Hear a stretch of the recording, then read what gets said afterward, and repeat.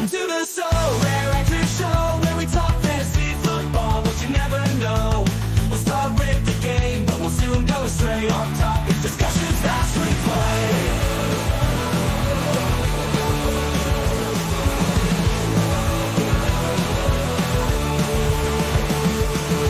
We'll analyze the teams, the formation and goals, but in no time we'll digress into other roles, talking about our favorite foods and the shows we've seen. Our opinions aloud and our voices on me. It's the SorareAndrews show.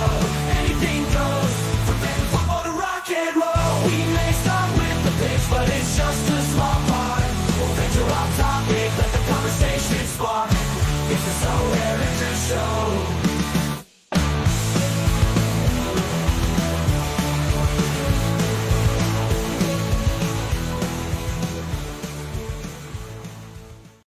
Hello and welcome to the SorareAndrews show, which is definitely starting on time and everybody else's clocks are ahead. I am Andrew Laird. You can find me as Lairdino on Sorare, joined as always by Andy Black, who I was expecting you to be like sweating or something as you like flew into your chair, but no, you're calm, cool, and collected.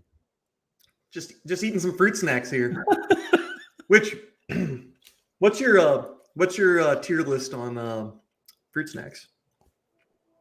I don't really. Oh, come on. I don't eat fruit snacks. I'll put it that way. I mean, I don't either, but like you're literally eating them right now. Don't if my kids get them, I am stealing their fruit snacks and I'm eating all of them. I don't have enough experience with fruit snacks to rank. Well, Liam Star is correct that Gushers are at the very, very top of the tier list. Oh, okay. Yeah, no, I haven't had a Gusher in decades, probably. You sound like such a boomer. I haven't had a Gusher. Yeah. I mean, both things can be true, Andy. Thank you to everybody for coming in. Major NFT, Liam and Mike Baston, who's only kind of here. He was in the chat and then left. Congratulations to the three of you on the podium. Bob Franklin, Daniel, Tom, Kev Hurd. Denmark was amazing, I'm sure. I've heard wonderful things. SGT, what's up?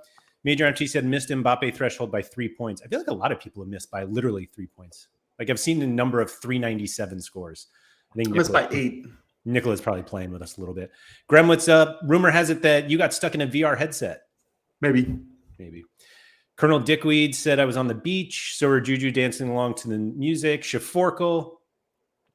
DJ Local, thank you very much. Bob Flynn, getting right to the point here. Resale is important, but it is not the end-all be-all. People don't calculate the cards and money they have won using their cards and expect to get full price back.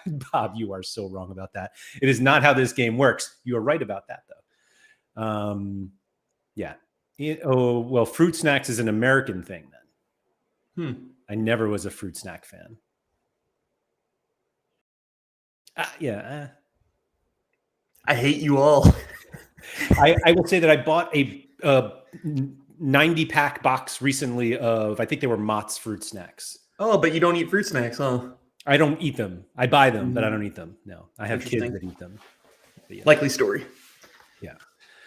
So Andy, the topic of today is actually from Tuggy. Okay. He doesn't know that though. But I celebrated winning a completely worthless super rare this past game week that I went on Twitter and complained about by buying another super rare.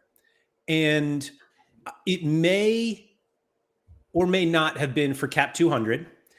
And Tuggy was like, good luck with the if it's that low of an L15, like good luck on the resale. And I was like, I didn't buy this for resale. Like, now granted, it was not only for Cap 200. I think I can use this player later. He happens to have a low L15. But I couldn't remember the last time I bought a card and was like, I wonder how much I'll sell this for later. Do you ever think of that? I used to. Did you actually? Yeah, like back in the golden era of Sorare. So let me change the question. At what point do you think you stopped thinking I can sell this one day for more than I bought it? I mean, certainly once they introduced the in-season stuff, like that thought expired. But I guess maybe a year or so leading up to that, when we started to see more of the card price declines. It's funny when you mentioned this topic to me, I immediately thought of two things. I thought of like the way like when you buy a house, you expect the value to go up, right? Sure. When you buy a car, you expect the value to go down. Also true. And like we went from an era where buying a card was like buying a house. Now buying a card is like buying a car. Like it slowly depreciates as your in-season utility disappears. That was incredible. You're absolutely right. Should I just leave? Am I done now? Yeah. Thank you to everybody for coming. Pick up your fruit snacks on the way out. Yeah. I have the Welch's kind. Oh, that's what I bought. Welch's, not Mott's. Yeah. Those are exactly the ones. I probably have those in my house right now. Hey, they have vitamins in them. Vitamins A, C, and E. They're good for you. They're good for you. Yeah.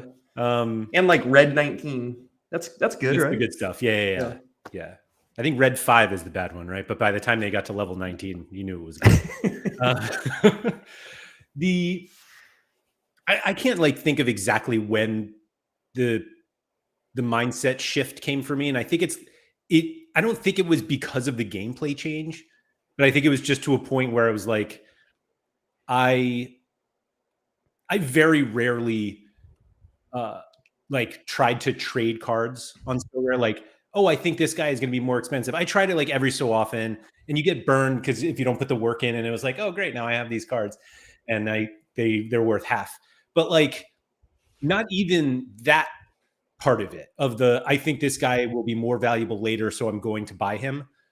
But like, I've always, or almost always, bought cards thinking they will help my lineups, and I always had a very hard time selling cards that were helping my lineups because I was like, they're good for my lineups. Why would I get rid of them?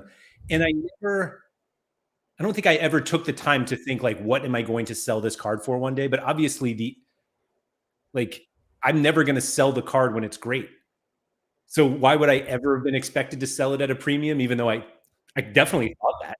I think a lot of us thought that you would just leave it for, you'd use it for, and then it would run out and you'd sucker Pavel into giving you more value than it was worth. And that's why I have 3,000 cards or whatever it is.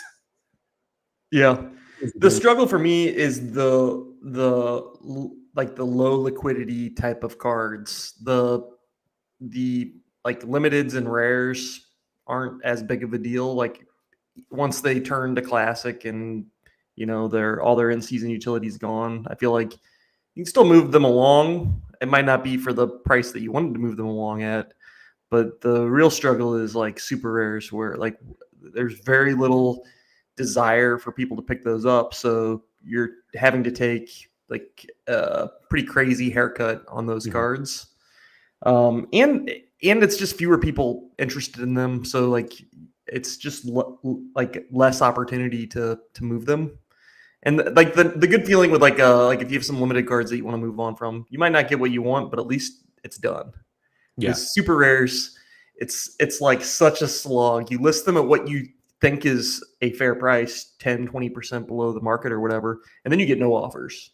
And you're like, all right, well, now what? And then you're relisting 30% below, no offers, 40% below. And it's just so much more work. It's crazy. Yeah, it's just a way different economy because of that lack of liquidity, and it's a weird combination of this. The cards are quite scarce; you only get 10 a year at the most.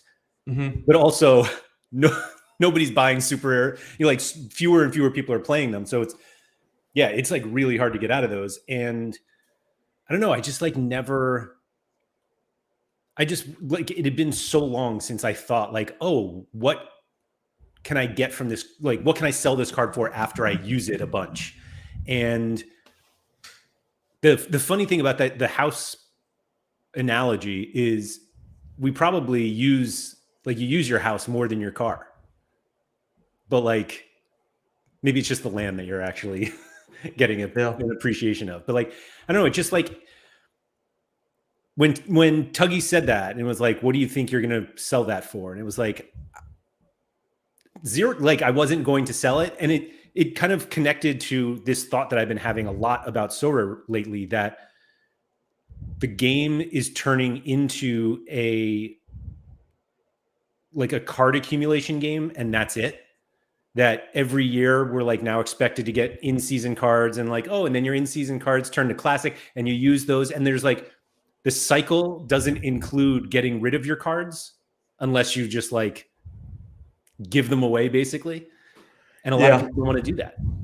Yeah, the interesting ones to watch will be like Pranksy in the next year, maybe 2 years. Like what's he gonna do with all of the classic cards that he's gonna end up with?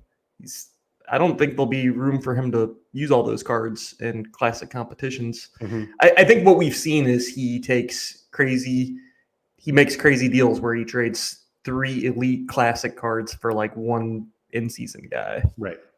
I think he did that with Sean maybe, or that was I think that was Bambi. Bambi. Okay. Yeah. But you're right. And I guess you'll just see more trades like that, right? What was that trade? I'll let everybody in on it. Blockchain doesn't hide anything. Major NFT said classic cards are 30% of in season for many, which seems about right. What was it? He said 30%. That's how much they're worth? That's what he's saying. I've seen that on a lot of cards where it looks like, just like looking at the graph or chart, it looks to be about 30%. Here was the trade Sean just made. In-season Vinny Jr. for classic Vinny, classic Hoiberg, Trubin, and Kimmich. Yeah. Yeah, I mean, maybe you do just end up doing deals like this Woody at that level. said that's absolute bullocks. You can sell your in-season cards before the season ends, and if you bought wisely, you could actually make a small profit if the players are scoring well. Which I don't think so, because like that's baked into the market. People know that when they bought, or that like in April or March or whatever, if they're buying an EPL card, people aren't stupid. They know the season's close, almost over. The previous one was selling in March is a good tactic, which is not, well, I mean, whatever. That way you get your investment money back and have whatever rewards you won too. Like if you bought early access cards, there's no way any card you buy is selling for the same price in March that you did in August and September. Yeah, I mean, you can probably already start to see decline in some of those European cards. But sure. All I'll say to that is, if you really believe that, then try it. Mm-hmm. Well, I assume that's their plan. Let me sell everything. And that's not to say that like when you sell in March, the amount that you sell them for plus what you've won is more than you put in. I mean, that's sort of the idea. But I just don't think that there's going to be a tremendous buying pressure market, for people wanting to buy in-season cards in March.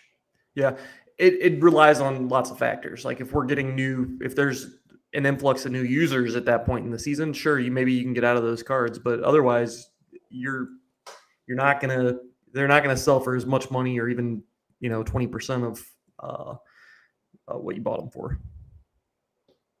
Yeah, Toby said in March you can probably get max 40% of your early access cost. No, that's all right. I think I said every card. Like surely there's gonna be some cards that like guys aren't starting now, and then they become starters in March, and like maybe they're worth more. But I just assume for a vast majority of the cards, they don't.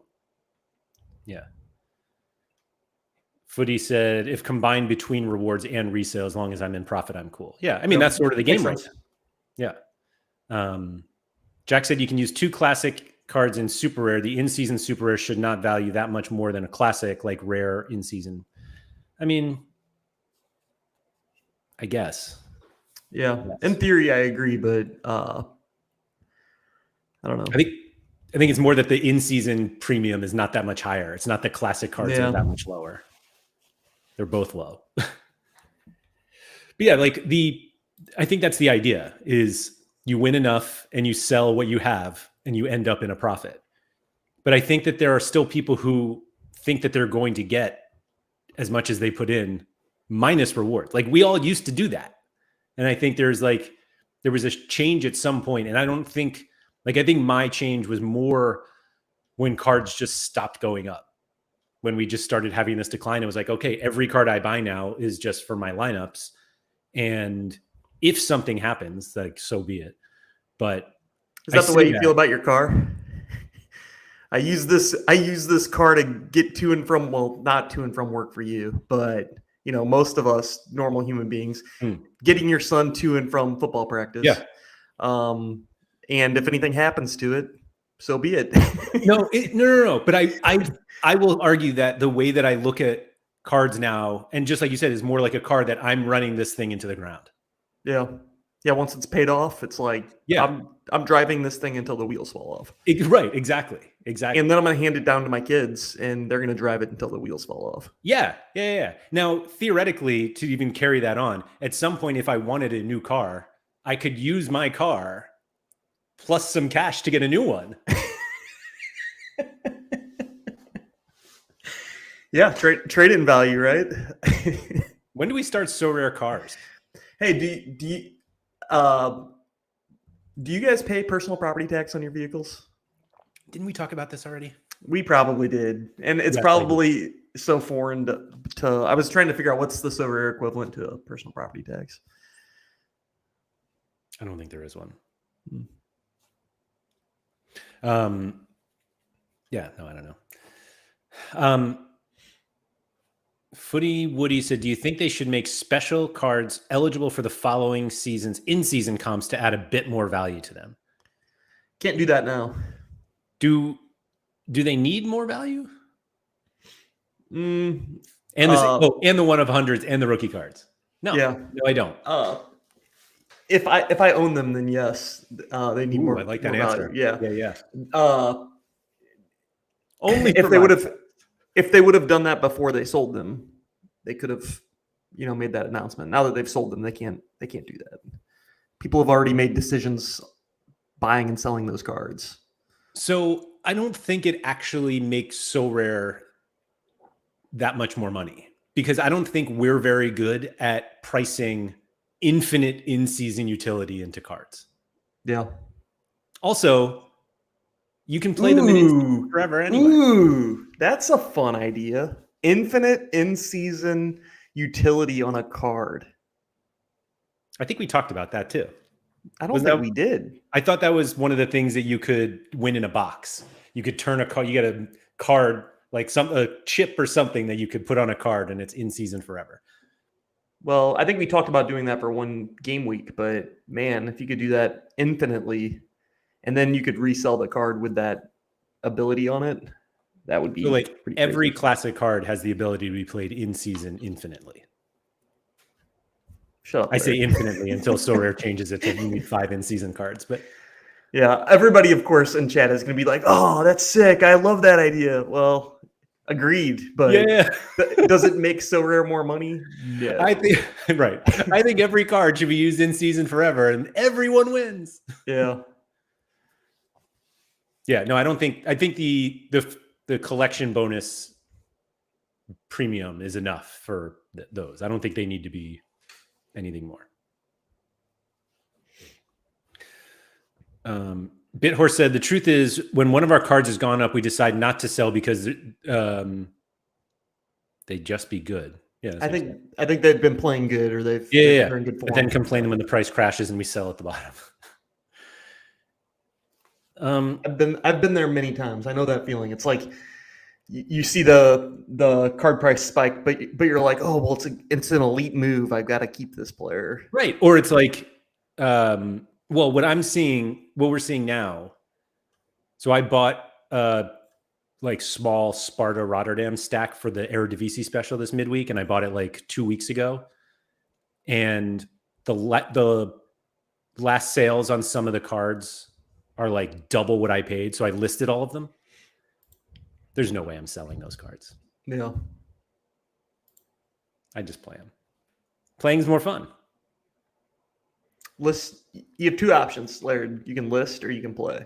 Is that what my options are? Yeah, list or play. I could also sit out. I could do neither list nor play. Wow. List or play or sit out. Yeah. I mean, it's an option. Yeah. I've not considered this.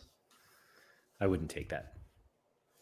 Oh, shout out to Bithorse typing on an exercise bike. Let's go. Sorare Fitness. The real Sorare Fitness. Yeah. So it's you that's leading the Sorare Fitness charge, right? Trying to. I heard something about Sorare steps. Yeah, let's get him in. Got to go for a walk. How many are you up to? Oh boy. I don't know. 3,000 today. Not good enough. Day is young. Hey, it is young. I'm going to my daughter's cross country meet later, so I'll surely be walking around lots there. I'll get my 10,000. There you go. Yeah. The doesn't start till tomorrow. That's when the challenge starts. Challenge starts tomorrow. Way to be, Toby. Andy, when you read "I am horrible at steps," do you think Rikoman just walks funny or just not? He's like good? pigeon-toed or something. Yeah. I'm just really bad at walking. One knee goes really high, and the other one's kind of. Anyway, the investor said 600 points incoming, Leverkusen 3-0. Oh, great. Jack Matthews, what do you think about Schmeichel #1 jersey mint super rare price? I don't know, man. Isn't it whatever people want to pay? What did it go for? I imagine it has to be absurd, right? Because he brought it up? I mean, yeah. Super rare, that's what he said? 3,124 by McBride. It seems like a card McBride should have. Yeah. Feels like a lot for a contender card, but who am I to say? Looks like we have two willing people. Yeah. I don't know. What's the top prize in super rare contender in season? I don't even have I don't think I've ever entered that. I mean, I know I haven't. What do you think it is, Andy? It's probably a Schmeichel. No. In season. Like how? Oh, you think it's 3,000? Oh, no. I don't know what it is. Probably. I wouldn't be surprised if it was $1,000 for super rare. That's funny. I just instinctively. Oh no, this is. Here we go. 2,500. Oh, okay. Yeah, you just got to win once. Well, I mean, if you have Schmeichel, you're well on your way, right? They don't play this weekend. Well, you don't have to win this weekend. Yeah. I mean, I don't know. It's a lot more than every other one that's sold. I'll say that. I think what matters is if you can surround it with the right cards. If you can surround it with the elite cards, then pay whatever you need to pay.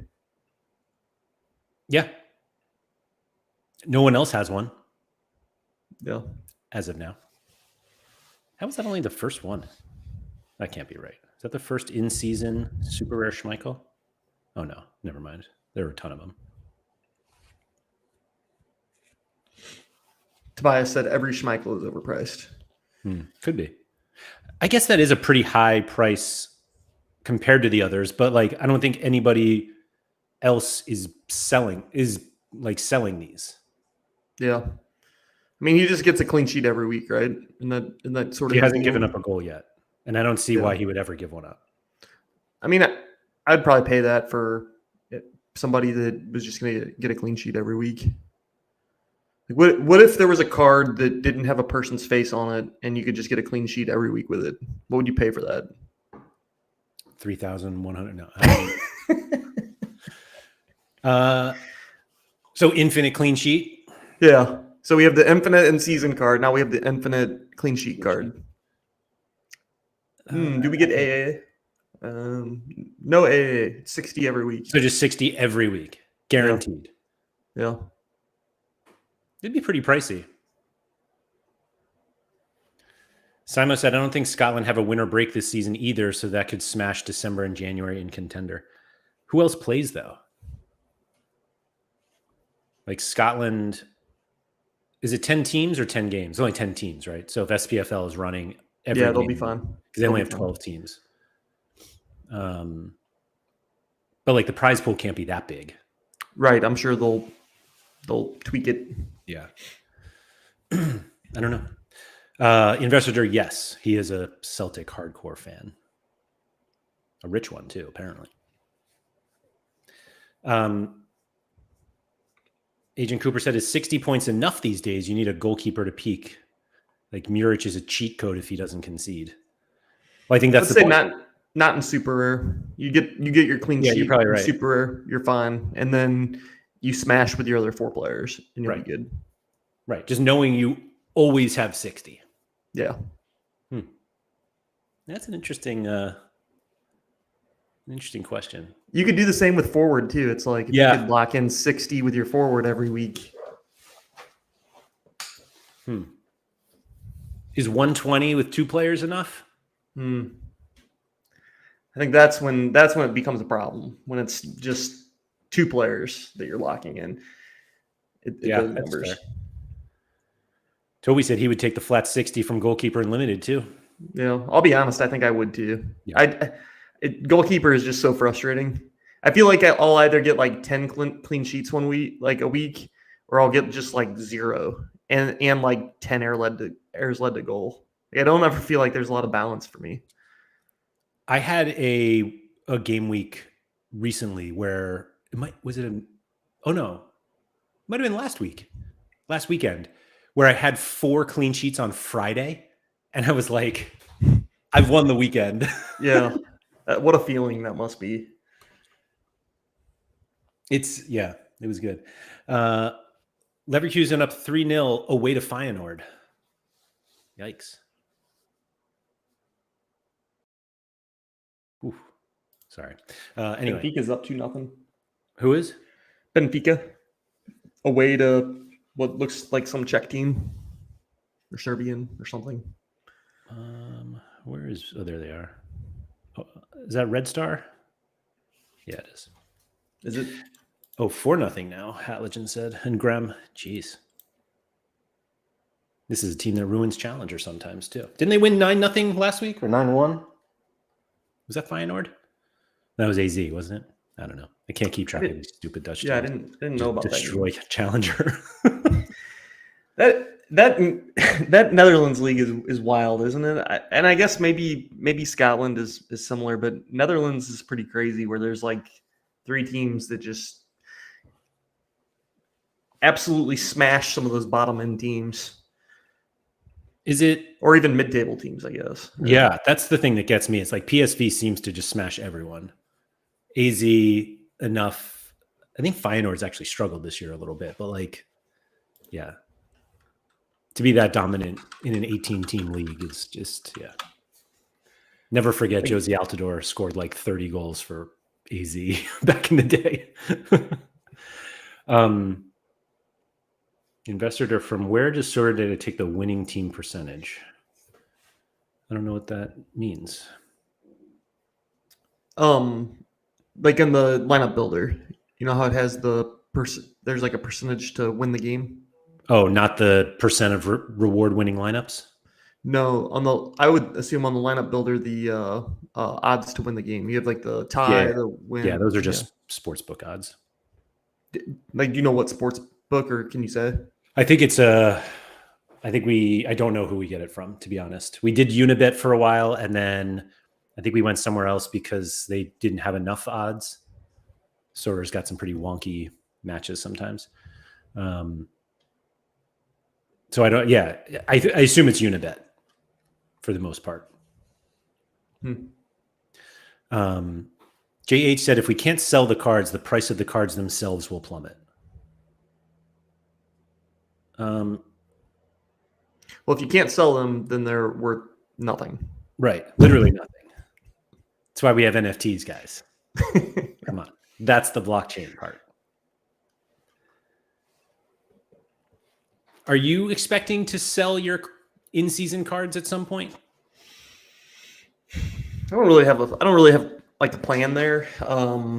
Let's see here. The in-season cards I have in the MLS. My bad. I don't think so. I'll probably just have some really strong challenger or classic lineups next year. The real question, I do, but now they'll be just absolutely. I'll have the guys I need to be good in classic. But the real question is, will I buy new in-season cards next year for Challenger? And I don't know. I don't know yet. I wish I could really dig into the accounting to see how I did with my MLS cards this year. Mhm. Is there a reason you can't, or just because it's time consuming? It's time consuming. Yeah. So I started to do that on my own as well. And I will echo that it is time consuming. And also, I just trade too much Yeah, that it just becomes like really sloppy. gotcha. That's ultimately my issue with all Sorare accounting. Yeah, That because I trade so much, you just have to go back and like, oh, how did I get this card? How did I get this card? And it's, yeah, like I think, do I have it here? I had like a spreadsheet basically, and I could like see exactly what I bought. But like, so like my in-season Franco Armani rare card, I traded, or like I acquired in a trade. And do I have it here? Yeah, here, I'll just pull it up right here. So like, how do you account for this? So like Jao Mario was a reward, Fulkrig was a reward, and I bought James Ward-Prowse, I think. Yeah. So like, how do you account for that? A reward 0? So now it's kind of like, I feel like it should be easier. Like it's easier if you start fresh. But once you start doing what I did and like, oh, I traded old cards for a new one, now it's kind of like, it just gets sloppy. yeah. But I think we are working on something like that for you. Yeah, so like for me, I don't trade as much as you probably, so I could probably calculate it pretty easy. Like one card that I looked at was I bought Kai Wagner's in-season card at the very beginning. I think I had the 2 mint or something, and I paid more than anybody has paid for a Kai Wagner. I Top paid dot, let's go. the most, yeah, top dot. I paid $600 and something for that card, and my gaming yield on the card is 1180, which seems good, but then you got to realize he's only 20% of your lineup. And I've won other in-season stuff, and I won cards too, because there were like all-star comps and stuff that I played during midweeks and stuff. So the gaming yield on the card seems good. It seems fine, but I need to do that with all of my cards. Yeah. Like my Ricky Puigs are probably very good as well. And I think I won a competition with one of those cards. So like checking those, but literally having to go through almost every card, right? Is that the best way? For now. Yes, Yeah. it is. I was just looking back. You have the 1 of 100, Kai. Is it the one? Yeah. Yeah, it's the 1. Come on. Yeah, I mean, Can but you I put a wasn't price doing on a that? collection. Like it wasn't for collection purposes. It was just me overpaying. And the funny thing was when I bought it, I was like, I thought I got a good deal. Like I thought that was the price. But like, it's not that different from the ones around it. Yeah. Yeah. Like that seemed fine. But until the second one sold. Well, yeah. But then everyone was like, oh, wait. And it went back up a little bit. Yeah. I'm sure you have some really nice XP. Yeah, probably. Actually, I should just go to your gallery. It's level 13.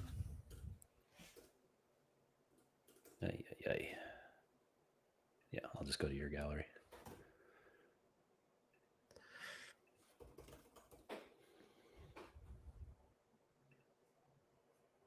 It seems successful. Yeah. The real question though is like, how much can you get away with overpaying on some of these cards? I guess. Yeah. Can you put a price on early XP, Andy? Well, yeah. Yeah, the answer is yes, actually. Yeah, you can. $620 or whatever it was. Halogen said we need a way to see SO5 rewards as a group of cards, like a collection. Yeah, that would be cool. Like you could add them to a watch list and then see their total yield. I think that's the goal. Yeah. Okay. Yep. Yeah. But again, it starts to get any trade and it starts to get messy. Yeah. Yeah. Hmm. Blue Tomato said, oh, wait, hold on. I would say the floor price from the day you bought him, just to see if you would have made profit after the season or not if you bought everything with ETH or fiat. What does Kai go for now? I didn't even look. Not $620. No, but like there are no in-season on the market. The last in-season was a trade, of course. That was a trade. I mean, Yeah, I mean he had a midweek game where he got an assist, so I don't think that you'll see many listed. 160 3 weeks ago. You think he's worth more or less now? Surely it's less, right? I mean, if we play the whole like utility is the biggest price point, then yeah, it should be lower because For it's a fewer game. 3 less games, right? Like Yeah. for an MLS player where the season is winding down, where we got another month left of the season, and then playoffs. Yeah. Sporadic playoff games. Yeah. Yeah. Home against DC this weekend. Give him that captain armband, I guess. There you go. Toby said, rather than looking card for card, can you not just look at your overall winnings in Challenger over a certain period? Don't have to micro it. Just check the macro numbers. I think it gets sloppy now because like you have PSV cards mixed with MLS cards. Maybe not. Yeah. I think, a feature like that would actually make me spend more money, I think. Because if I could look at that, or it would make me spend less. Right? Because I would look at it and I'd be like, how did I do? Was I profitable this year? Did I break even? Because that's my goal, is when I buy an in-season card is to break even with it. And now I get to use it in Classic where I can sell it. That? Jeez. What's that? What kind of ambition is that? I hope I break even. Yeah. You don't think that's good ambition? No, I don't. Okay, well, No, I don't. teach their own, I guess. But that's my goal. If I do better, great. But my goal is to break even with these cards, and then I get to keep them forever, right? Get them forever. I can resell them as classic cards, and that money is just like quote unquote profit or whatever. But yeah, like Major NFT said, if you break even, you're ahead, and that's the goal. And if we do better, great. If we do worse, then maybe I'm rethinking things and not buying in-season cards.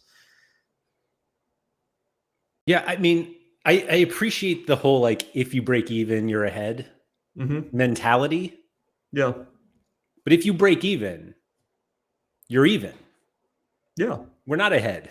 No, and you have cards that you did not have before. I get it. If you don't break even, then you need to rethink whether you're good enough. It's so rare to play in season. Yeah, that's fair. That's fair. Toby said breaking even actually means you're winning because of boxes. There you go. Yeah. I would love to win more cash than I spent on my cards. That's what I would like. But that's just me. I do think so. Do you picture it like a watch list where you have your cards and then like a meter, like how much you've spent, and then just you click that's your progress bar? That sounds an awful lot like a progress bar, Laird. Yeah. Yeah. I think a progress bar would be nice there. Okay. That's one thing Sorare definitely needs more of is progress bars. Yeah. I have talked about that a lot with people internally about like card watch lists instead of player watch lists for a whole host of reasons. But we're doing some pretty cool stuff with watch lists soon. So you'll see. Nice. Yeah.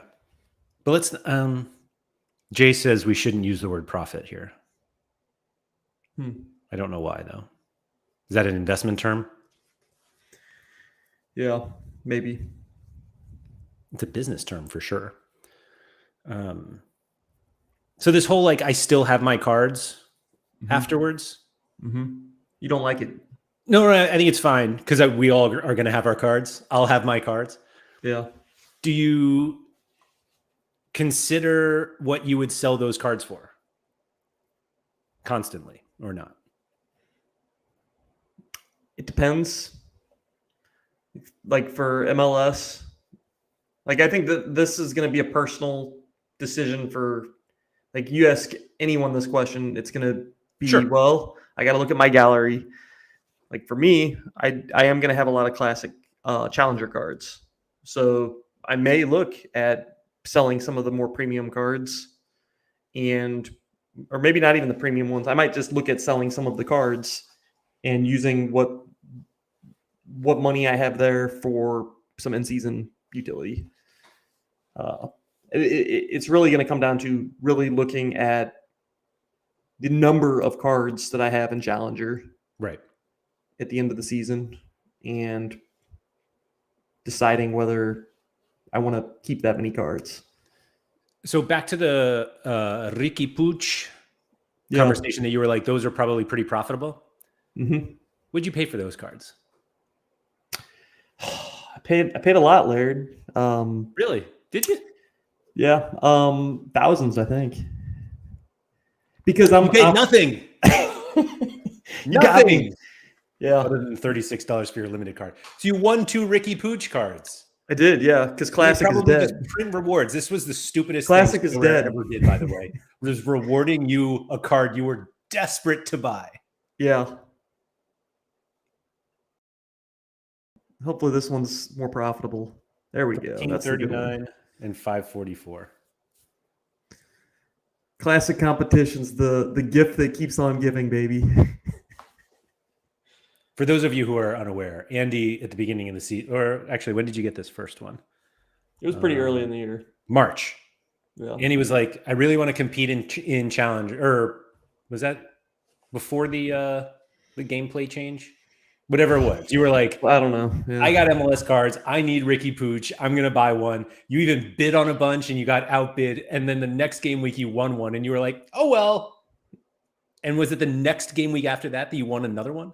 I don't know. Look at the date on that. Yeah. So 9 of 100 was March 15th. March 15th. And the second one was March 26th. All right. 11 days. Some people just have all the luck, Laird. My hard-earned money and give it to Sorare for Ricky Puig. And they're like, Andy, have one. Have this. Oh, yeah. Have another one. Yeah. Toby said those Puiges are proof that the reward pool isn't rigged. Andy, would you be upset if you found out the reward pool was rigged in your favor? Yeah. Why? Yeah. Because it totally destroys like the integrity of the game. Oh, okay. And if I find that out, it means others will find that out, and this whole thing goes to zero, and nobody plays it anymore. Okay, that's fair. That's fair. You've always been a man of principle there. Yeah. Well, had I found out, I might keep that on the download for of course. Yeah. Based on my results, everybody knows they're not rigged positively for me. I'll put it that way. Yeah. Fred said, I bought a Tav in Butland for 1 game week, got a first, and now I'm bankrolled for the season. Yeah, let's go. You only have to win once, except for that Schmeichel super rare. Then you have to win twice, but whatever. Andy, do you know why they haven't done the 1 of 100 Mbappe or Courtois yet? My guess is it'll be a special event. Oh, okay. Maybe. Daniel said, I already have enough classic MLS cards. And this is where I was going to bring it up with you, Andy, because you're like, you came into this season with a very good MLS gallery. Well, and PSV stacks and other challenger stuff. Daniel said, the goal from now on is to sell at the end of the season 90 to 90% of in-season cards that I buy during the season. So I read this originally as selling them for like 90 to 95% of the value. And I'm like, got bad news for you, Daniel. But this is actually selling them. Do we think there are going to be enough people who want to buy them? I don't know. Like, we haven't really had that yet, right? I mean, you list them at the right price. They'll sell if they're usable cards that people desire. But there's also, the other standpoint too is if you keep them and you have a big enough like supply of them, you'll have elite matchups every freaking week, and you can play close to the best lineups and win more in-season cards. So like that's actually some sort of calculation or something that people should look at is, oh, I can sell my Ricky Puig out of season for $50, or just Ricky Puig is probably a bad example, or I can keep him, run him in Classic, and even if I win a card once every month or something, is it worth more than what I would have sold him for? What about the Like, box? I get it. It's Classic is hard to win in, but when you do win a card, it's nice. As somebody who literally just won a card in class, it's not nice all the time. Well, you played the tier 3 lottery and you lost. I hate Why to do say we it, have Laird. 5 tiers if 3 I hate to is say the it, Laird. lottery? Get over it. Get over it. You ran bad on a reward. We've all been there. Just win another reward. I should. Make Roland it a tier said- 2 next time. Make it a tier 2 next time. You know what's funny about that whole thing is that I finished 9th, I think. I was the last person to win a card. And when I was 10th, I was perfectly content. I was like, oh, I got a box, no problem. And I saw I was winning a tier 3 and I'm like, let's go. And then it sucked. And I was like, oh, I'm not even gonna get into that. The guy you won doesn't even play, right? Doesn't even make the match day squad, Andy. Oh, okay. The good news is that he's young. So by the time he does become a starter, he'll be a classic card. Nice. Roland said, unfortunately, I missed some of the stream as I had a phone call. I was just trying to think of the last time I was actually speaking to somebody on the phone. But anyway, I was always looking to profit from a card I buy. Had bought some amazing MLS limited cards for peanuts a month ago. I know they will be out of season soon, but they will surely increase by January or February to a level I'm able to profit. Like, I completely disagree. I really struggle, particularly with limited cards. I really struggle seeing the optimism that these cards will be more valuable in the lead up to the season, knowing that Sorare will be selling in-season cards. Yeah, going into the start of the 2025 MLS season, there will be more managers than ever with classic cards that are thinking, maybe I can sell some of my classic MLS cards and buy in-season cards. You're not going to see a lot of people that are like, maybe I should buy some more classic MLS cards. Right. Yeah. Right. So supply and demand issue there, I think. And I think we're going to see the same frustrations with even the European cards when Sorare basically like run out. A lot of people are talking about how they're already like over 50 for some of the new European rare cards. And they're like, oh, when they finally sell all their cards, like the secondary market will be hot because like that's the only place to buy cards. And while I understand that, it also requires people to like want those cards, like in-season cards in November, December, January, February. But also the expectation that people want to start playing in-season then and playing like in-season with European cards instead of MLS or J League or like the new ones that have longer utility. Like, I don't think people calculate the reduced utility by buying in February versus like the amount of cards that are available to sell. Yeah. I like Dan's question. I think it will be better to sell I guess it's a question. Sell my classic MLS cards in February next year than October this year. I don't know. Yeah. I don't know why. I think my struggle is once there's people start getting the hype around new in-season cards, they're going to start thinking about how can I get these? Well, I don't have a balance. Oh, but I have these classic MLS cards. Maybe I can sell some of those, get a balance, and then buy some of the in-season stuff. Obviously, I'm just speculating and not financial advice, but man, it's going to be really, really interesting to see what the market does come February. Yeah, It'll be kind of the first time, right? yeah. I mean, we kind of saw it. We kind of saw it for like the Prem last year because we knew that there would be like a Premier League only competition all the time, but like it wasn't the same. Here's the difference. We have 5 years of MLS supply in Classic. Mm-hmm. We had 1 year of EPL cards. Big difference. Yeah, no, I think you're right. Colonel Dickweed said, I think a Ricky Pooch Classic might be higher in February than now, but a Robin Lod Classic Rare is going to be 38 cents. Yeah. That's fair. Yeah. Like, I think the conversation between what's going to be higher October or February is slightly ignoring that it's going to be lower than right now. Yeah. And like both will be lower than now. I don't think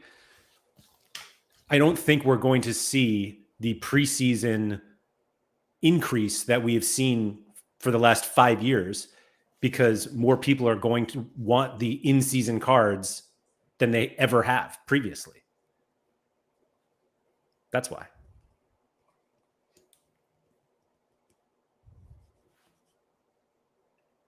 Sorare Hatter said a classic Benteke for £4. Come on, that's got to be a real steal, a steal right now, in my opinion. Like, I guess. How many games does DC have left? They even I assume they're not making the playoffs. Yeah, 5 games. So, yeah, like I don't know. I guess I will concede that I think February will be higher than October, but I don't think February will be higher than right now.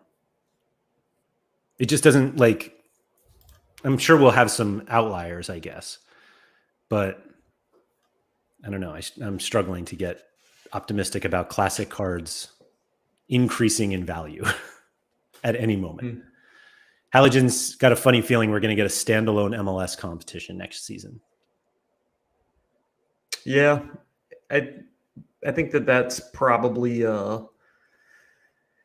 something they should do. Why? Like, why not?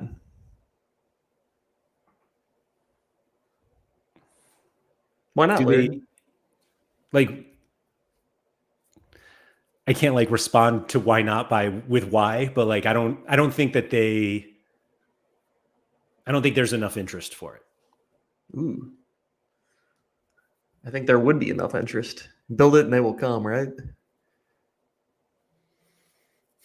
Like, do you think there was a big interest for a K-League? Well, that was, I guess, just a special. So, they had an MLS special. Yeah, they did. That's what I mean. Like, I think they'll do that, sure. Yeah. But I'm not sure they need like a weekly MLS unless they. So a every game week MLS in-season competition makes Challenger truly just a PSV competition now. Like MLS card, there are enough high-scoring MLS cards that you can compete. Like it happened the other day, like last weekend or 2 weeks, whenever that was. PSV like smashed, but it was like, oh no, MLS cards won. That'll all be done with soon. PSV is going to sell all these guys in the winter, and after they get knocked out of Champions League, they're going to sell all these guys in the winter, and now PSV is going to be team that, like, I don't think you need to weaken Challenger. I mean, by removing the biggest. Maybe that's fair. But there will be another Ajax from 2021. You know, maybe it's, I don't know. Yeah, maybe it's another team, whatever. But I don't think that you'll see the PSV reign forever. I remember people were like, "What are we going to do about Challenger Europe? Ajax stacks are just killing it." And then eventually Ajax sold players and it was fine. Mm-hmm. Now Zenit, on the other hand, they were a problem too. They were a problem. So this is my problem with Here's my problem. Hold on. I've got a bone to pick. Yeah. So Major NFT said, I would buy a Pooch Classic to run with 4 in season. This will be my goal going forward. Top card in Classic and 4 others. But like MLS has a number of guys, and Agent Cooper brought it up here. A Classic card is still worth something if it can regularly bang 80s and 90s. So the elite of the elite are worth keeping. Carlos Heel, Pooch, Evander, etc. But the rest will be pointless owning as Classic, which I don't think is wrong. But when you have that many options, any singular one is not going to be overly expensive. And you can only play, you basically only need 3 Classic MLS cards for in season. Like you don't need 30 of them. So like why? Yeah, but if you have a lot of Classic, that's a good thing because you can play matchups, especially with goalkeepers. You can, slide different guys in, guys that are home. Shout out to Gator Guy for homies. Get your homies in there. Yeah, I mean, Ricamon said I love lineup flexibility and like I like the idea of carrying a lot of Classic cards for that purpose. Sir Hatter said MLS could be a good standalone comp. It's very easily dominated by ex-European pros, which everyone has Classic cards of. So if there are a ton of them and everybody has the cards, why does that make it a good standalone comp? Because I want it. But do you? I want it. Yeah. Yeah, I think I do. In season and yeah, more places to play my cards. Yes, please. Add another 20 minutes to my lineup building every weekend, but I don't know. Does that make you more or less likely to sell your MLS cards to buy new in-season ones? Less. Right. Yeah. Do you become more likely to buy in-season cards knowing you can play them in MLS or Challenger in season? I don't know, but I don't know. Like you have a bunch of Prem cards. Do you consider them in Champion ever? No. I don't want to deal with all that Champion nonsense. Right. So you would do the same with MLS though. Like those cards would effectively be like removed from Challenger because everyone's like, I don't want to play against. No. Like your DPs are still going to be fine in Challenger. If you're playing DPs over there, you'll be fine. A little PSV. Challenger? Yeah, you play a couple PSV guys, Ricky Puig, little Messi. It's a pretty good lineup. Colonel Dick is a great line. It was kind of tough going against Atlas and Champion America to now going against Veerman printing 45 AA and a half against Pokemon City. Who were they playing? Pallet Town? Oh, that's a great. Only the real Pokemon fans will get that. Any phenomenal news. Yeah. According to JH, because of the Fed cutting interest rates here in the United States, we are headed for a heated bull market. So people will now have money to burn. Wait a minute. If people have money to burn, this is why punctuation matters. Yeah, burn Sorare cards. What? That's what I read. If people have money to burn Sorare cards, like, whoa, that's not what I'm going to. If people have money to burn, Sorare cards will profit from this as well. Andy, we are back. Oh, God. Thank God for the Federal Reserve. Man. I'm in. Let's go. Yeah, let's do it. Yeah. Obviously, we're out. Blue Tomatoes wants a Liga MX standalone comp. Yeah. I just win. I just won with actually, it was only 4/5 of a Necaxa stack. Yeah. Who is the extra? Calidio from River Plate. Who scored off the bench. Didn't even start. Thank God for that new rule. Nice lineup, Laird.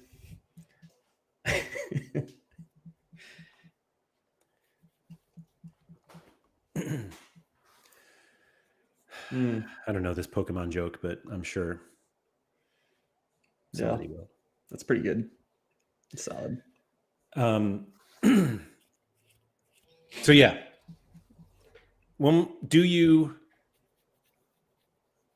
if you looked at any of your cards right now in your gallery, would you think like I'll sell it at this amount? Say that again.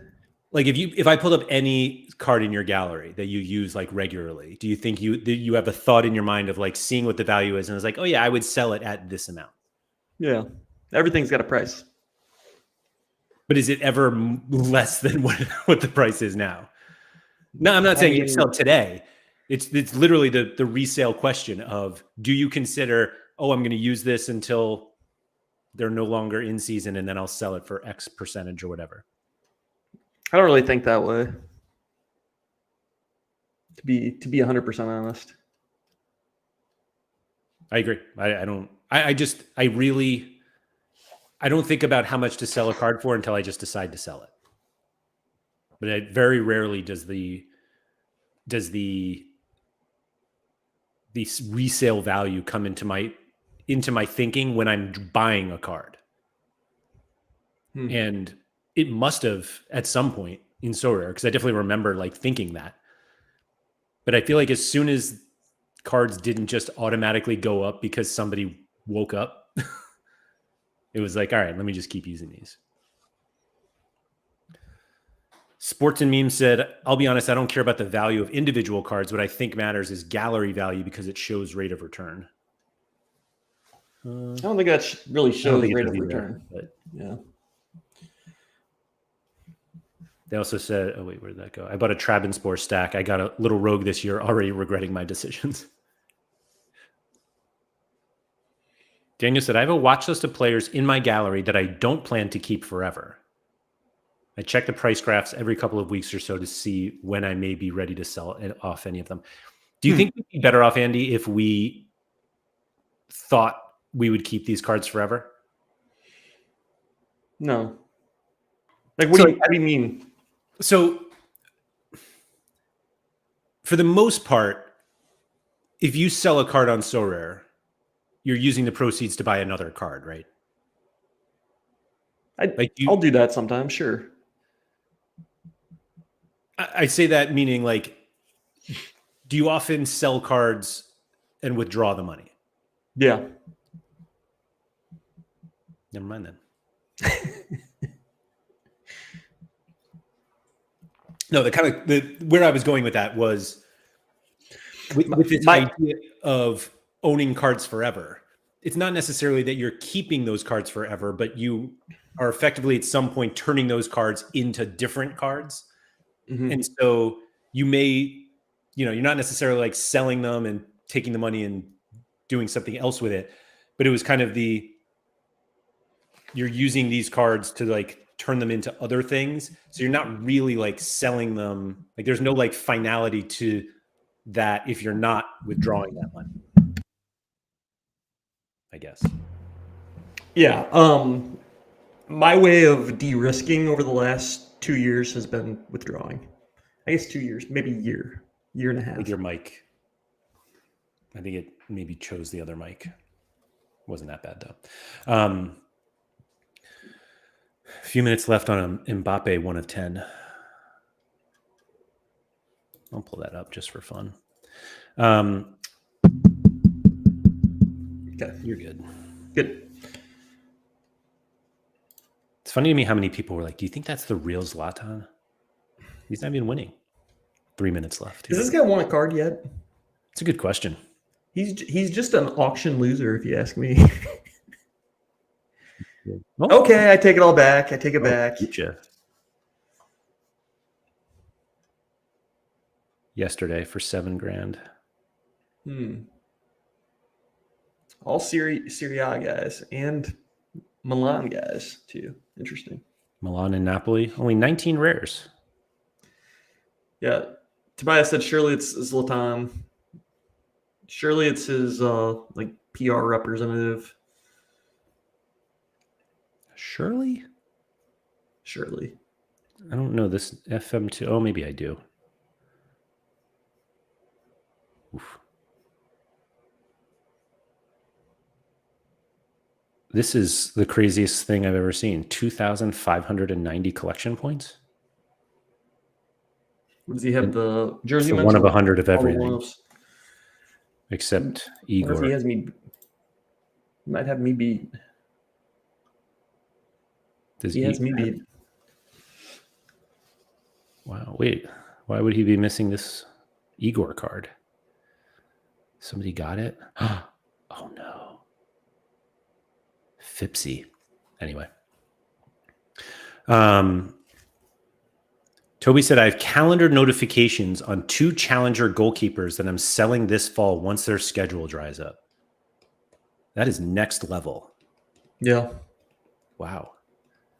It's sharp though. Like, Yeah. especially if you've looked at their schedule and you know when their fixtures aren't easy anymore. Yeah. Move them along. Simple as that. Agent Cooper said, we just need a second Gary V boom.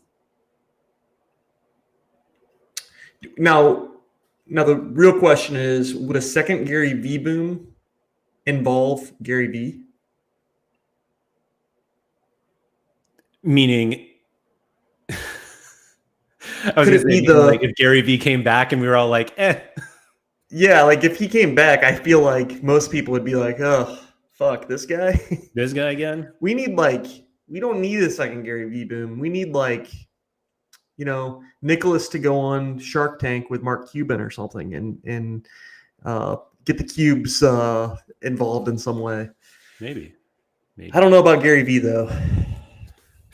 JH said, I remember the time Laird used to make a list of who to buy and then sell into the new MLS season for profit. How fast things change. Yeah. It's not really that fast. You're making it sound like I remember the time. Sounds a long time ago. Yeah. I remember back then it made sense with the way the game was set up. Yeah. And in fact, you and I had podcasts on ways to make money on Sorare, like just buy a guy that's injured and then sell them when they start. It was that easy. It was that easy for sure. Like for people that are newer or don't remember back then, you could literally just buy a player in the offseason, hold them, sell them when season starts, make money. Gone are those days. But and honestly, that's a lot of the frustration I think with the user base is like people want those things to continue to occur and they're just not. So like, do I want that? Yes. I wish I could do that. I wish I could just print money. So what I was going to say, and then I decided I was actually going to contradict that immediately. But what I was going to say was that was predictable, at least, that we knew that people were going to want those cards when the season started. And the problem is there is such a drastic change now that the cards you want are the ones sold by Sorare and not the ones sold by other people. And so we're just not. Yeah. Right. And that was the whole issue during the Gary V boom was there were no limited cards. The auction supply was completely dried up. It was February of 2020. Is that right? 2021. So MLS was getting ready to start. People wanted these MLS cards. Sorare could not sell them because they didn't have the cards yet. So between February and like April, before they got the cards out, the market went nuts. Sorare lost out on millions of dollars. They lost out on millions of dollars. And all of that money went to people like me, Laird, whoever else, all the other early adopters on the platform that had those MLS cards and were able to sell them. I mean, I sold some MLS cards of guys that don't even play in the league anymore that were not good. I'm trying to think of the kid from I mean, Philadelphia. I bought some too. Like, don't get me wrong. Like, there was a day in my life where I thought like $250 for a Chris Durkin rare card was a steal. Now I'm pretty sure I'm top dot on that. Yeah. Do I still have that card? Wow, I got rid of it. Hold on, let me see here. Oh, I'm not the top dot. Thank God for this other person. Yeah, Agent Cooper said, I remember this so clearly. Random J League players going for 0.02 ETH in the offseason, then rocketed up to 0.4 days before the new season started. There was definitely stuff like that happening. Oh man, who was it? Because I won a guy. I won a J League goal. Yeah, bought James Pantemis for 1K. I've got stuff like that too. Like it hurts to look back at. It really does. But then you see some of the cards you sold as well back then, and you're like, okay, it's okay. Roland said that they bought JT Marcinkowski and Pablo Ruiz rares for £5 each. So waiting next year to start playing them and make a profit. So like Marcinkowski may never play again. Ruiz, who knows? Damn, who is that J League goalie? Go Hatana. No, got that one for free.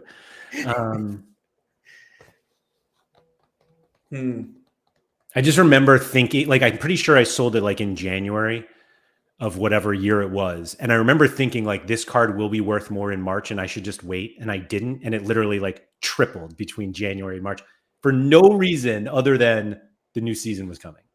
Yeah. I just want to clarify something with Roland real quick. We were talking about you used to be able to do that, buy guys when they're hurt or not playing and then resell them.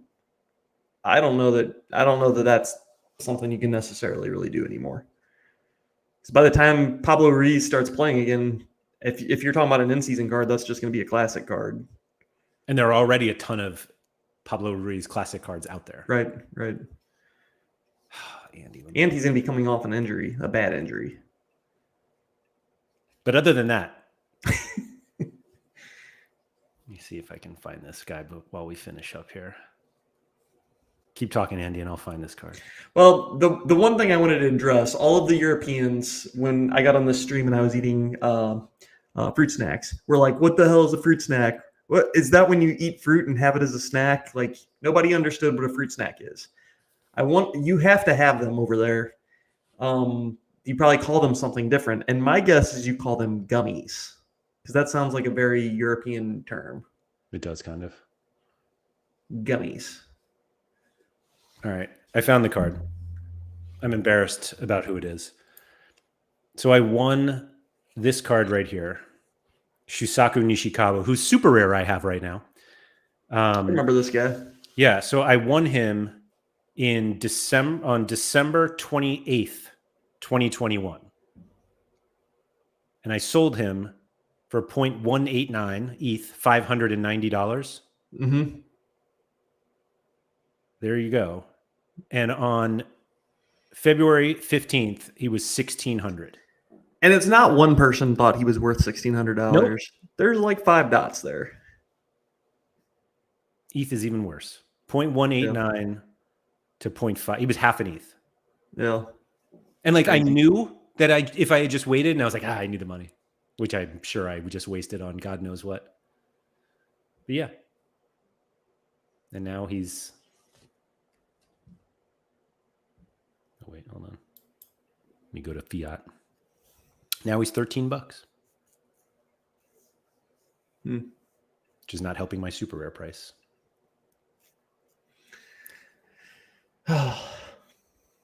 Tehiritu Nakagawa was the player that Agent Cooper was talking about.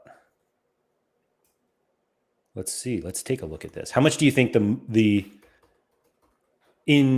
I'll let you take ETH or fiat. What do you think the most expensive Nakagawa rare card sold for? Nakagawa was a forward, by the way. Keep in mind, I have no idea who this player is. I'm going to say he's a forward. Forward. So, it's for Tokyo. So one really important fact here, goalkeeper values at the time were insane. Yes. And I know that card that you just had sold for like $1,500. Yes. So I think this forward will be a lot less. I'm going to say like half the price of the goalkeeper. So I'm going to say $750.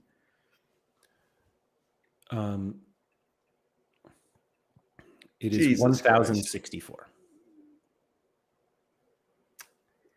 Fun fact. How good was he back not then? The highest dot on the list, thanks to a $3 savings he got. Was that Nepenthes that bought that? Yeah, he bought the second one. Yeah. Second most expensive.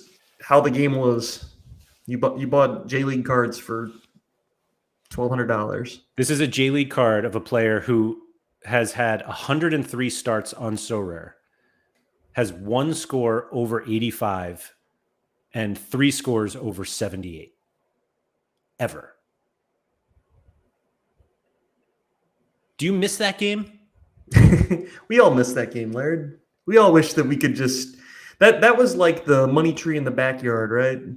That you tell little Lairdito about. He's like, Dad, I need a new pair of boots. You're like, son, there's no money tree in the backyard. Teharitu Nakagawa rare card, and you can have all the boots you want. Does he wear Juju Adidas said, or Nike? What brand is he wearing? Yeah, Nike. He wears Nike. the I get the two of them mixed up. He wears and I'm now blanking on both of hold on. I just bought some. I got a receipt. Tobias somewhere. is right. It's the banana stand from Arrested Development. 100%. That's a great. There's always money in the banana stand. Let me see. Lairdito wears Mercurials. Okay. He's very loyal to the He is actually. Yeah. Specifically, in fact, here, yeah, these are the ones that he just started wearing. That's a screenshot from my receipt, by the way. Just in case you thought I was finding some random picture here. No. Yeah, what are the other ones called? They have Mercurials, and then they have I don't know. I don't follow the Nikes very closely. I don't follow any Umbro guy. Lotto. Oh, Lotto. My daughter wears Lotto boots. Excuse me. Do you remember the Lotto fad in the U.S. back in the early 90s? No. Specifically Lotto jackets, like jumpers, No. like tracksuits almost. No. I'm I'm pretty sure jackets, jumpers, and tracksuits are all different things. Yeah, sure, but you don't remember that fad? I'm sure someone surely. I was more of a surely starter someone- jacket kind of guy back then. Okay, those were cool too. They weren't, but we all had them. Lots of neon Phantoms were colors. the other Nike ones. Yeah. So were you an Adidas guy like Simo here? Yeah. I mean, like personally, I just like the old school, like Copas. Yeah, just meat and potatoes right there. Just black? Yeah. Oh. Football's a game of flair now. No. Topi's a Puma guy. They're center back shoes, I guess. Yeah, they are. So my son's last pair of boots before these were all black, and his team wears black. So it was like black socks that go into the black boot. And we just thought he looked ridiculous. And I think he plays better with flashier boots. Oh my god! I think he plays better with flashy So does he. boots. Yeah, there's like a confidence that comes out by not wearing boring ass center back boots when you're Okay, an attacking winger. that's fair. Predators. I think. Have you ever tried a pair of New Balance boots or Yeah. Skechers? New Balance, yeah. They were good. Because you're kind of a Liverpool guy. Since you played at Anfield, you're willing to. No, but our soccer club was the club that I coach at. We were a New Balance club, and I ordered a pair of New Balance shoes one year, and they were nice. I like them, just turf shoes. This year we switched to. Have you heard of the brand Capelli? Yes. They don't make boots though, do they? I have a pair of Capelli shoes on right now. Oh, I had no idea.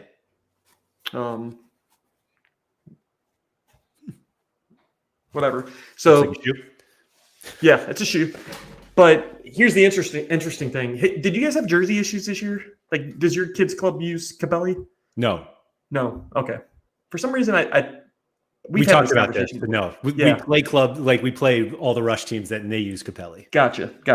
So we switched to Capelli this year, and we've had nonstop issues with ordering. There was apparently some huge issue in Singapore.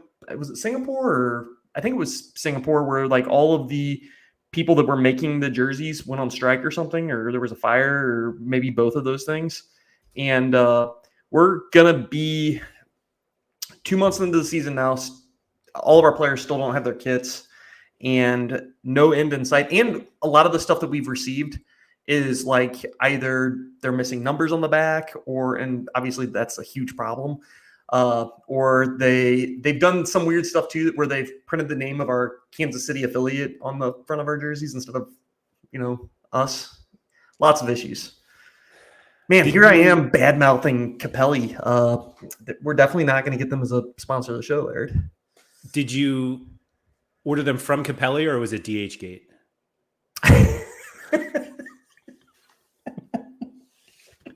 I'm just curious. Toby, Lardito has previously worn pink boots, which Simo said you're a target if you wear yellow or pink in amateur Sunday or Saturday or Sunday leagues in the UK, which I believe, because you guys don't know how to have fun while playing football. But no, the ones I showed before, the blue and white ones, are what he wears right now. All right, I think we tackled it all. I think that was the most on topic we've ever been. Somebody complained about it. Somebody was like, you guys are 45 minutes in, and then I just showed up and you're still on topic. Yeah. Which, in fairness, we started on fruit snacks, so maybe that was actually the topic. Daniel said, I buy several jerseys from DH Gate every season. Daniel, can you DM me somewhere? Because I have questions for you. Daniel, the reason you have to buy several jerseys every year from DH Gate is because you're buying jerseys on DH Gate. I mean, literally, the story you just told, you have no reason to bad mouth somebody else's jersey situation. That's fair. Yeah. I mean, to be fair, I've definitely gotten jerseys off of DH Gate. And for people that don't know, it's basically Temu. It's like buying something off Temu. And yeah, as long as you do not put them through the washing machine or the dryer, you're in good shape. As soon as they go through either of those cycles, things start to come off. Daniel said still wearing them okay. He must not wash them, which is fine. I get that. No judgments there. Andy, last question. Or actually, it's not even a question. It was just a comment from Blue Tomatoes. Why don't you just eat real fruit? I do. I had a banana today. For a snack? You know what I bought that I forgot that even existed that are amazing? The little fruit cups with the syrup in them, and like the mandarin oranges and like the pears and peaches. No? And you drink the juice and then you eat all the fruit. You drink the juice first, huh? Yeah. Oh, interesting. Well, maybe that's why. You crack the lid, so you don't spill it. You drink all the juice. Oh. And then maybe that's why I don't do it. I've been doing it wrong this whole time. And then like a real barbarian, instead of using like a fork or something, you just like try to get it all in your mouth from the cup.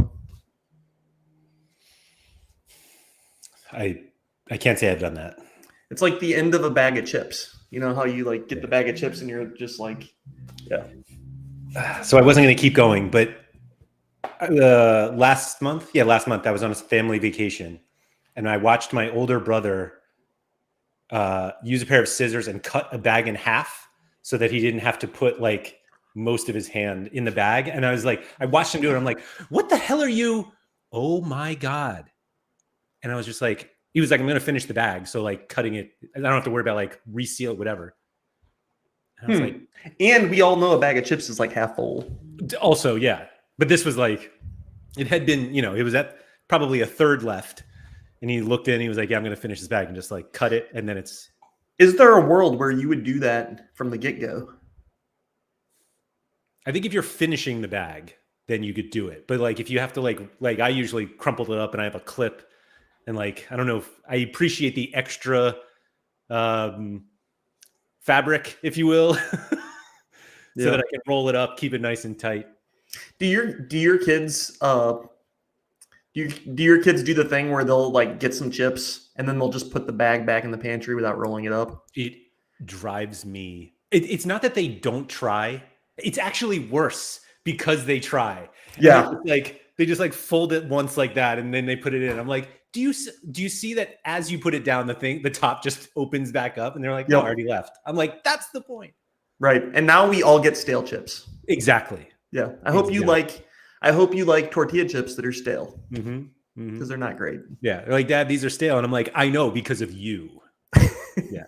No, we just started using like not what are those called? Like clothespins. Clothespins. Yeah. Thank you. So we bought like a pack of them, and I'm like, these go on all of our bags that just need to keep stuff fresh. Just use them. And it's worth. I might do that and then watch my kids not use them. Well, now granted, the thing is you still have to like go through the folding process and clip it. So if they just like clip the top, like it doesn't work. Yeah. Major NFT said chips don't last long enough in our house to get stale. Now, for those of you in the UK, we're not talking about fries. These are potato chips, crisps, if you will, crisp bags. A big old bag of French fries. Yeah, just a bag of French fries in my pantry. Anyway, Daniel said that he drinks the fruit juice for his kids so they don't spill it, and then they eat the fruit. Yeah, that's a good dad right there. Dad move. That's dad duties. Yeah, that's what you got to do. Anyway, you're welcome for all of those food tips. Thank you to everybody for coming. If you could please like, subscribe, all that good stuff. Shout out to Quinny. And yeah, I'll be back tomorrow. Andy won't be. I mean, not like on stream. You'll probably find him somewhere. But anyway, thank you everybody for coming. And good luck on all your lineups this weekend. Welcome to the Sorare.